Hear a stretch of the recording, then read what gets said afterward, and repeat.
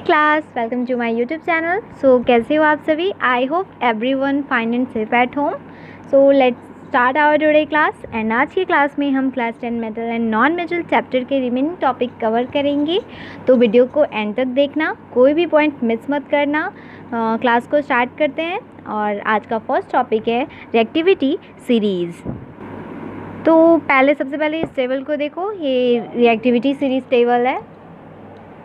तो पहले देखते हैं रिएक्टिविटी सीरीज़ होता क्या है। So metals can be arrange in the order of decreasing reactivity in a series. This series is called the reactivity series of metals. इस series इस टेबल में मेटल को अरेंज किया गया है up to down according to reactivity decreasing order में, और इसी सीरीज़ को हम कहेंगे reactivity series of metals. Next point है metals that can lose electron easily and form positively charge ions are more reactive. जो मेटल इलेक्ट्रॉन को easily loss करता है और पॉजिटिव चार्ज आयंस बनाता है, वो मेटल मोर रिएक्टिव मेटल होता है। और नेक्स्ट पॉइंट है those metal can not loss electron easily are less reactive. और जो मेटल इलेक्ट्रॉन को ईजिली लॉस नहीं करता है वो मेटल लेस रिएक्टिव होता है। ठीक है, नेक्स्ट टॉपिक है आयनिक कंपाउंड। तो पहले देखो आयनिक कंपाउंड क्या होता है। The compound form by the transfer of electron from metal to non metal are known as ionic और इलेक्ट्रोवैलेंट कंपाउंड। जब electron metal to non metal transfer करता है तो जो कंपाउंड फॉर्म होता है वो कंपाउंड आयनिक कंपाउंड और इलेक्ट्रोवैलेंट कंपाउंड कहलाता है। ओके, और यहाँ पे देखो दो एग्जांपल्स हैं नीचे। इन दोनों में क्या हो रहा है, आयनिक कंपाउंड का फॉर्मेशन हो रहा है। फर्स्ट फिगर 3.6 में मैग्नीशियम क्लोराइड का फॉर्मेशन हो रहा है और फिगर 3.5 में सोडियम क्लोराइड का फॉर्मेशन हो रहा है। नेक्स्ट है प्रॉपर्टीज़ ऑफ आयनिक कंपाउंड। और आयनिक कंपाउंड की फर्स्ट प्रॉपर्टी है they have high melting and boiling point. Ionic compound के जो मेल्टिंग पॉइंट और बॉइलिंग पॉइंट दोनों क्या होती है, काफ़ी ज़्यादा हाई होती है। वो इसलिए क्योंकि high temperature are required to overcome the attraction between the positive and negative ions in ionic compound. Therefore a lot of energy is required to melt ionic compound और कॉज देम टू बॉयल। देखो होता क्या है, ionic compound में एक positive ions होता है और एक नेगेटिव आयन, दोनों क्या हैं, अपोजिट हैं एक दूसरे के, और इनके बीच जो फोर्स ऑफ अट्रैक्शन होता है वो काफ़ी ज़्यादा होता है। और फोर्स ऑफ अट्रैक्शन ज़्यादा होने की वजह से ये दोनों क्या होते हैं, एक दूसरे के काफ़ी ज़्यादा क्लोज होते हैं, जिसकी वजह से इन्हें ब्रेक करने के लिए क्या करना पड़ता है, काफ़ी ज़्यादा एनर्जी की ज़रूरत पड़ती है और इन्हें काफ़ी ज़्यादा हीट देना पड़ता है, और इसी वजह से इसकी मेल्टिंग और बॉइलिंग पॉइंट दोनों क्या होती है, काफ़ी ज़्यादा हाई होती है। सेकेंड प्रॉपर्टी है they are hard. Ionic compound जो होता है वो हार्ड होता है। वो क्यों? Ionic crystal are hard because the positive and negative ions are strongly attracted to each other and difficult to separate. क्या होता है आयनिक क्रिस्टल में, जो पॉजिटिव और नेगेटिव आयंस हैं दोनों क्या होते हैं, काफ़ी ज़्यादा स्ट्रांगली एक दूसरे को अट्रैक्ट करते हैं, जिसकी वजह से उन्हें सेपरेट करने में थोड़ी डिफ़िकल्टी आती है और ये क्या होते हैं, हार्ड होते हैं। थर्ड प्रॉपर्टी है solubility. Ionic compound are generally soluble in water and insoluble in solvent such as kerosene, petrol, etc. Solubility में क्या होता है, जो आयनिक कंपाउंड होता है वो वाटर में तो soluble होता है, but solvents like kerosene, petrol, इन सब में क्या होता है, इनसॉल्युबल होता है।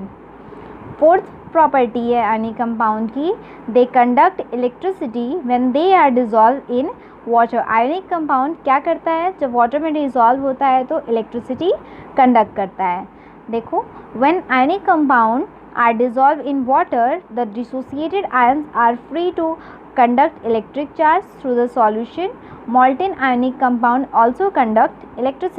आयनिक कंपाउंड वाटर में डिज़ोल्व होता है तो क्या होता है, इसके जो आयंस होते हैं वो डिसोसिएट हो जाते हैं वाटर में, और वो इलेक्ट्रिक चार्ज को जब आयंस डिसोसिएट हो जाते हैं तो वो क्या हो जाते हैं, फ्री हो जाते हैं, और वो ईज़िली सॉल्यूशन के थ्रू इलेक्ट्रिक चार्ज को कंडक्ट कर सकते हैं। और जो मॉल्टेन आयनिक कंपाउंड होता है वो ईज़िली इलेक्ट्रिसिटी कंडक्ट करता है।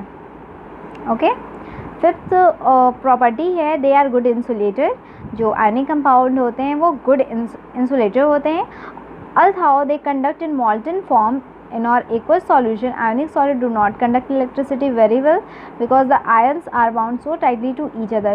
क्या होता है, आयनिक सॉलिड जो होते हैं वो इलेक्ट्रिसिटी को कंडक्ट नहीं कर पाते हैं क्योंकि इनके जो आयंस होते हैं वो एक दूसरे से टाइटली क्या होते हैं, बाउंडेड होते हैं। ओके, अब है नेक्स्ट टॉपिक है occurrence of metal in nature.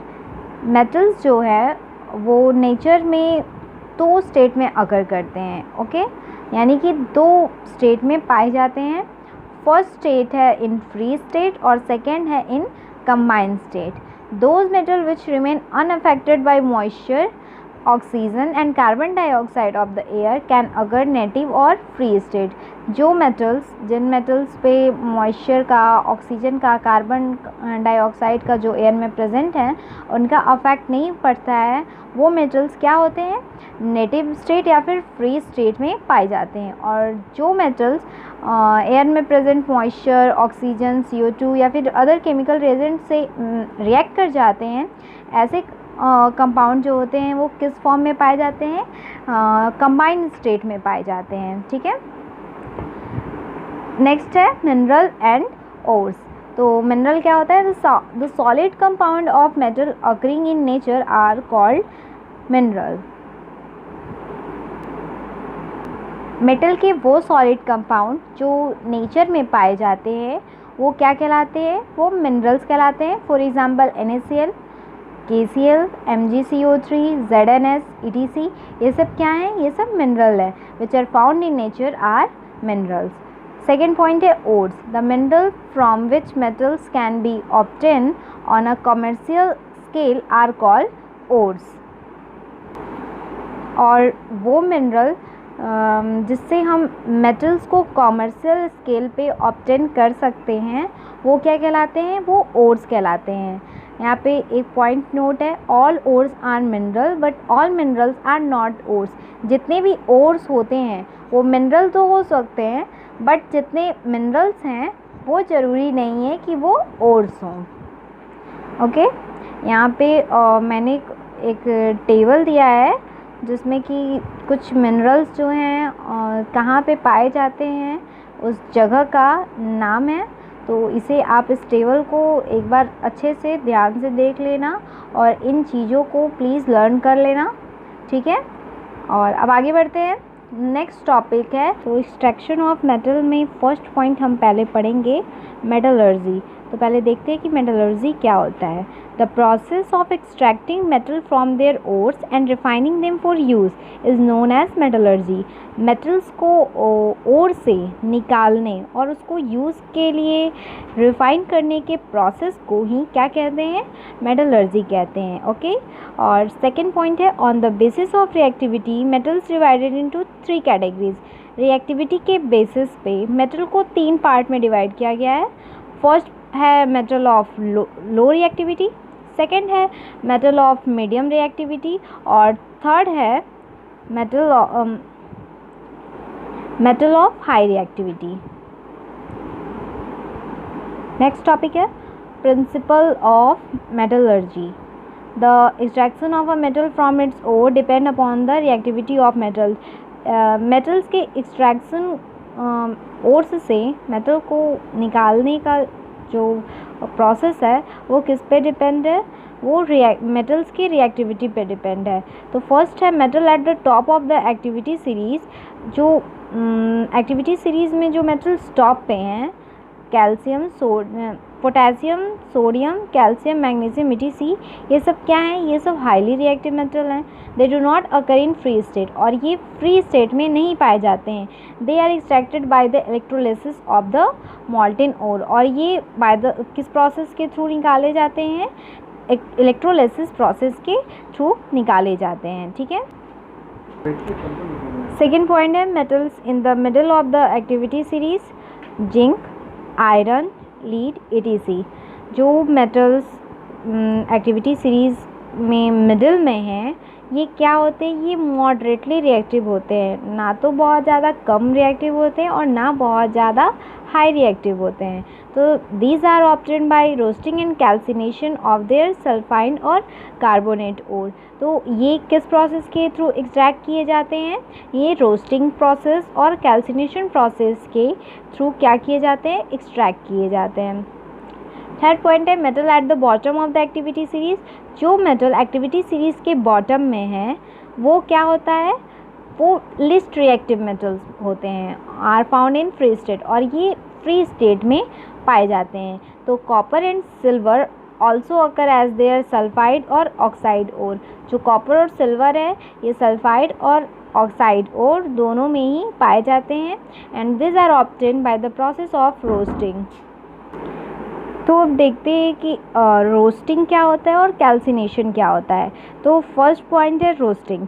The sulphide ores are converted into oxides by heating strongly in the presence of excess air. This process is known as roasting. जब हम excess air के presence में strong heating के through sulphide ore को oxide में convert करते हैं तो इस प्रोसेस को हम रोस्टिंग कहते हैं। ओके। और सेकंड पॉइंट है कैल्सिनेशन। तो जब हम लिमिटेड एयर में स्ट्रॉन्ग हीटिंग के थ्रू कार्बोनेट ओर को ऑक्साइड में कन्वर्ट करते हैं तो इस प्रोसेस को क्या कहते हैं? इस प्रोसेस को कैल्सिनेशन कहते हैं। ठीक है। नेक्स्ट टॉपिक है रिफाइनिंग ऑफ मेटल। इस फिगर को देखो, इस फिगर को ध्यान से देखना, और अब हम इसमें क्या प्रोसेस हो रहा है वो टोटल देखते हैं। तो फर्स्ट पॉइंट है a wide range of metal such as tin, copper, zinc, nickel, silver, gold etc are refined electrolytically after obtaining from their ore. जब यहाँ पे कुछ मेटल्स के नेम है जैसे टीन हो गया, कॉपर हो गया, जिंक हो गया, निकल हो गया, सिल्वर हो गया, गोल्ड हो गया, और भी हैं, ये सब जब ओर्स से ऑब्टेन किए जाते हैं तो इन्हें बाय द प्रोसेस इलेक्ट्रोलाइटिकली क्या किया जाता है? रिफाइन किया जाता है। तो नेक्स्ट पॉइंट है an impure metal is made the anode. जो एनोड है वो किससे बना है? वो इम्प्योर मेटल से। और जो कैथोड है वो बना किससे है? वो प्योर मेटल से बना है। और a solution of metal salt is use as electrolyte. और सॉल्यूशन जो मेटल सॉल्ट का सॉल्यूशन है हम उसे एज ए इलेक्ट्रोलाइट यूज़ करेंगे। उसके बाद electric current is pass through the solution. जब हम इलेक्ट्रिक करेंट सॉल्यूशन के थ्रू पास कराएंगे तो passing current through the electrolyte dissolve the pure metal from the anode into the electrolyte. तो जब करेंट पास करेगा तो जब इलेक्ट्रोलाइट के थ्रू करेंट पास करेगा तो जो प्योर मेटल हैं एनोड पे वो किस में डिज़ोल्व हो जाएंगे? इलेक्ट्रोलाइट में डिज़ोल्व हो जाएंगे। On the other hand equal amount of pure metal from the electrolyte get deposited on the cathode. और फिर इक्वल अमाउंट में जितना मेटल जो प्योर मेटल डिज़ोल्व हुआ है एनोड से इलेक्ट्रोलाइट में उसी के इक्वल अमाउंट में जो प्योर मेटल इलेक्ट्रोलाइट में है वो किस पे डिपॉजिट हो जाएगा? कैथोड पे डिपॉजिट हो जाएगा। And the soluble impurities go into the electrolyte. और जो सॉल्युबल इम्प्योरिटीज़ हैं वो किस में चली जाएंगी? इलेक्ट्रोलाइट में चली जाएंगी। Whereas the insoluble impurities settle down at the bottom of the anode and term as the anode mud. और उसके बाद जो इनसॉल्युबल इम्प्योरिटीज़ हैं वो एनोड के बॉटम में क्या हो जाएंगे? सेटल हो जाएंगे। और वो किस नाम से जाने जाएंगे? एनोड मड के नाम से जाने जाएंगे। तो नेक्स्ट टॉपिक है कॉरोजन ऑफ मेटल। तो इसमें देखो क्या होता है, slow destruction of metal due to chemical reaction on their surface by oxygen, carbon dioxide, moisture, sulphur dioxide, hydrogen sulphide etc of the atmosphere is known as corrosion of metals. देखो इसमें क्या होता है, जो मेटल्स का surface है, जो metal का सरफेस है वो केमिकल रिएक्शन करता है एटमोसफेयर में जो प्रेजेंट ऑक्सीजन है, कार्बन डाइऑक्साइड है, मॉइस्चर है, सल्फर डाइऑक्साइड है, हाइड्रोजन सल्फाइड है, इन सब से क्या करता है? रिएक्ट कर जाता है और स्लोली ये क्या करता है? मेटल को डिस्ट्रक्ट करने लगता है, यानी कि ख़त्म करने लगता है। यही क्या कहलाता है? कोरोजन ऑफ मेटल कहलाता है। In corrosion the metal atom give off electron and converted into ions. Corrosion में देखो होता क्या है, जो मेटल है वो इलेक्ट्रॉन को क्या करता है, देता है, इलेक्ट्रॉन देता है और किस में कन्वर्ट हो जाता है, आयंस में कन्वर्ट हो जाता है। आगे देखो, the ions move from one part of the metal to another more easily in the presence of moisture. जो आयंस हैं मॉइस्चर के प्रेजेंस में एक पार्ट से दूसरे पार्ट में, मेटल के वन पार्ट से दूसरे पार्ट में ईजिली क्या कर सकते हैं, मूव कर सकते हैं। This is because moisture provide the medium through ions can flow. क्योंकि जो मॉइस्चर है वो मीडियम का काम करता है, मीडियम प्रोवाइड कराता है आयंस को, जिसके थ्रू वो ईजिली क्या कर सकते हैं, फ्लो कर सकते हैं। तो नेक्स्ट पॉइंट है factor determining the rate of reaction. The rate of reaction, यहाँ रिएक्शन नहीं, यहाँ कोरोजन होगा, ठीक है। तो फर्स्ट पॉइंट है when two metals are in contact with each other. यहाँ पे वो फैक्टर्स हम पढ़ेंगे जो कि रेट ऑफ कोरोजन को क्या करते हैं, डिटरमाइन करते हैं। तो फर्स्ट पॉइंट है when two metals are in contact with each other, जब दो मेटल्स या तो एक दूसरे कांटेक्ट में आते हैं। और दूसरा पॉइंट है bye positive materials in air, जो एयर में पॉजिटिव मटेरियल्स होते हैं उनके थ्रू क्या होते हैं, ये इंक्रीज़ करते हैं, ठीक है ना। अब देख लेते हैं प्रिवेंशन ऑफ कोरोजन। कोरोजन के बचाव क्या क्या है वो भी देख लेते हैं। The rusting of iron can be prevented by various method like painting, oiling, greasing, galvanising, Chrome plating and making alloy. हम लोग आयरन को रस्ट होने से बहुत सारे मेथड से उसे क्या कर सकते हैं, प्रिवेंट कर सकते हैं। जैसे पेंटिंग हो गया, ऑयलिंग हो गया, ग्रीजिंग हो गया, गैल्वेनाइजिंग हो गया, क्रोम प्लेटिंग हो गया और मेकिंग अलॉय हो गया। अब नेक्स्ट पॉइंट ये है कि गैल्वेनाइजेशन क्या होता है। It is a method of protecting steel and iron from rusting by coating them with a thin layer of zinc. ये एक मेथड है जिसमें हम स्टील और आयरन को रस्ट होने से क्या करते हैं, प्रोटेक्ट करते हैं, क्या करके, उस पर जिंक के थीन लेयर को कोटेड करके, okay. And the galvanise article is protected against rusting even if the zinc coating is broken. और जिस आर्टिकल पे, जिस चीज़ पे हम लोग गैल्वेनाइज करते हैं वो वापस से रस्ट कब हो सकता है, जब उस पे उसका जो जिंक कोटिंग हुआ है, जो हमने जिंक कोटिंग किया है, जब वो ब्रोकन हो जाएगा, मीन्स कि जब वो हटने लगेगा तभी जो रस्टिंग है वो अटैक कर सकता है, ठीक है। नेक्स्ट टॉपिक है अलॉय। देखिए अलॉय क्या होता है, the homogeneous mixture of two or more metals or a non metals is called an alloy. दो होमोजेनियस मतलब कि दो मेटल्स या फिर दो नॉन मेटल्स का होमोजेनियस मिक्सचर क्या कहलाता है, अलॉय कहलाता है। फर्स्ट एग्जांपल, यहाँ पे मैंने 2-3 एग्जांपल दे रखे हैं। फर्स्ट एग्जांपल है brass is an alloy of copper and zinc. यहाँ पे कॉपर एंड जिंक के कौन सा अलॉय बनाया जाता है, ब्रास बनाया जाता है। और सेकंड है steel is an alloy of iron carbon. Steel जो है वो आयरन एंड कार्बन का अलॉय है। ब्रॉन्ज जो है वो कॉपर एंड टीन का अलॉय है। और जो सोल्डर है वो किसका अलॉय है, लीड और टीन का अलॉय है। सो गाइज, इसी के साथ चैप्टर ख़त्म होता है एंड आई होप आपको सारे कॉन्सेप्ट इस चैप्टर से रिलेटेड क्लियर हो गए हों। और अगर कोई भी क्वेश्चन हो, डाउट हो तो प्लीज़ मुझे कमेंट करके बताएं, मैं ज़रूर उसका आंसर दूंगी, मैं आपके डाउट को क्लियर करने की कोशिश करूंगी। And most important thing, channel को सब्सक्राइब करना मत भूलिएगा ताकि टाइम टू टाइम आपको मेरे वीडियोस मिलते रहे। एंड मैं जल्द ही नेक्स्ट वीडियो के साथ आप सबके बीच में आऊँगी। तब तक के लिए bye bye and take care.